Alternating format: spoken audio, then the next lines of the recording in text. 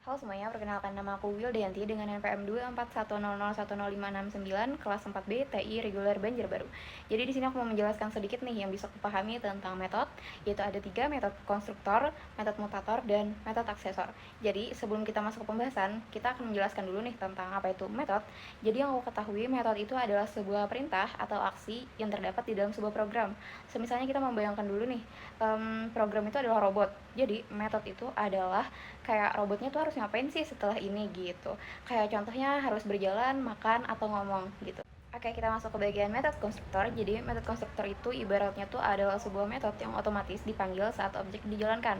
Untuk pertama kali kita jalankan nih, ibaratnya tuh kayak kita baru lahir nih, tiba-tiba kita langsung diberi nama dan identitas di dalamnya. Jadi, konstruktor itu dipakai untuk awal-awalannya, untuk memberi nilai awal gitu. Oke, kita lanjut ke bagian metode mutator. Jadi, metode mutator ini sering kita sebut dengan setter. Jadi, metode mutator ini tuh untuk mengubah data yang sudah ada. Semisalnya kita ibaratkan pergantian nama. Misalnya aku Wilda, terus diganti menjadi nama Yanti. Mungkin saja karena itu kan nama panjang aku gitu, Wilda Yanti gitu. Jadi, metode mutator itu tuh untuk mengubah isi data yang sudah ada di dalamnya, di sebuah dalam program gitu. Oke, kita lanjut ke bagian metode aksesor atau sering kita sebut dengan getter. Jadi, metode aksesor ini tuh cuma sebagai penglihatan data atau mengambilnya. Contohnya kayak kita melihat isi di dalam tas kita gitu. Jadi, aksesor itu tuh dipakai untuk membaca data tanpa mengubahnya gitu. Mungkin itu saja penjelasan dari aku. Kita langsung lanjut ke bagian codingannya.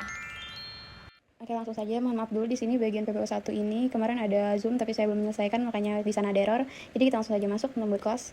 Ini kita tutorial 3. Setelahnya kita bikin kelas lagi yaitu barang Pushi. Dan di sini karena sama kayak kemarin jadi aku memakai yang kemarin juga yaitu Pushi.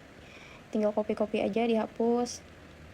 Lalu sini diubah menjadi tutorial 3 di bagian teksnya.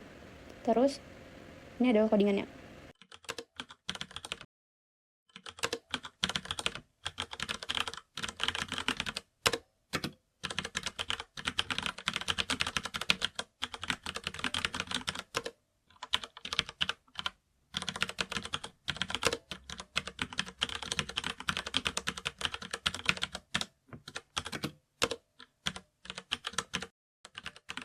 Nah, jadi di bagian ini tuh saya membuat kelas barang Pushi yang memiliki beberapa atribut yaitu nama barang, ukuran, dan harga.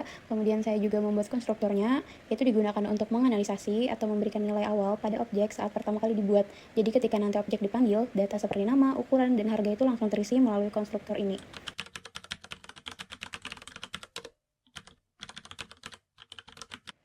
Dan selanjutnya saya membuat kelas aksi untuk menjalankan program nantinya. Oke, langsung saja. Untuk yang bagian yang tidak penting kita hapus saja. Untuk variabel yang tidak pentingnya langsung saja kita masuk ke codingannya. Untuk barang Pushi aksi,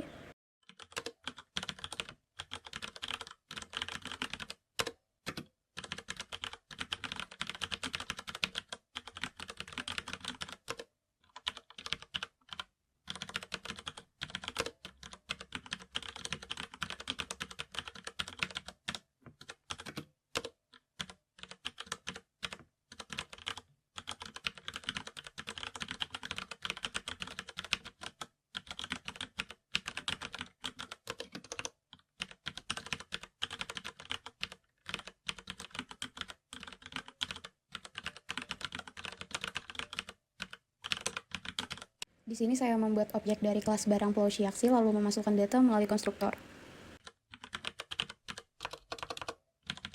Nah, ini adalah hasil dari konstruktor yang sudah dibuat. Tapi ada beberapa hal yang bisa dikombinasi juga, kayak misalnya kita mau mengubah bagian harga itu, kan di sebelah kanan tuh ada tuh untuk harga yang 50.000 itu. Bisa kita bagian sana kita hapus, terus di bagian barang Pushi-nya juga kita strip, dan kita hapus di bagian atasnya. Nah, kita lihat hasilnya 0. Dan kita tambahkan codingan tambahan untuk menampilkan harga yaitu dari MathHub konstruktor.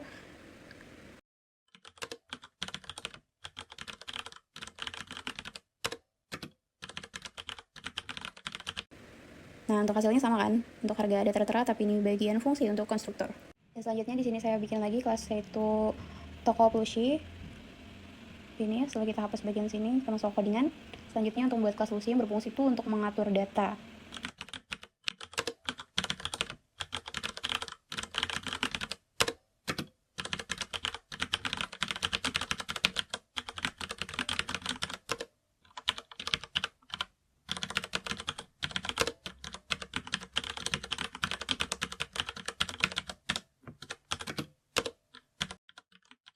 Nah, jadi di dalam kelas ini tuh terdapat mutator dan aksesor. Jadi mutator itu digunakan untuk mengubah nilai data seperti set harga, terus tambah harga, dan kurang harga.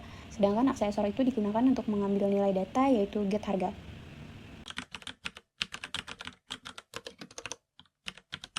Nah, setelah bagian codingan udah selesai, kita akan membuat kelas baru lagi untuk menjadi kelas utama, yaitu tokoplusi aksi, di mana di sini tuh nanti akan terdapat juga seperti mutator dan aksesor untuk menjalankan programnya.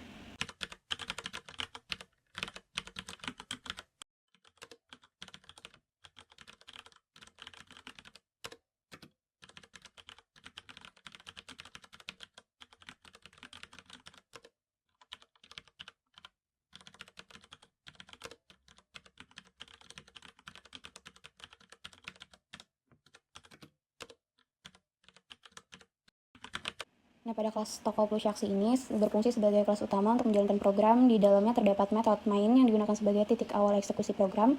Pada bagian ini, saya membuat objek dari kelas tokoplusi, kemudian menggunakan metode mutator seperti set harga, tambah harga, dan kurang harga untuk mengubah nilai harga. Selain itu, saya juga menggunakan aksesor yaitu get harga untuk mengambil dan menampilkan nilai harga tersebut ke layar. Dengan adanya kelas ini, seluruh proses pengolahan data dapat dijalankan dan hasilnya dapat ditampilkan.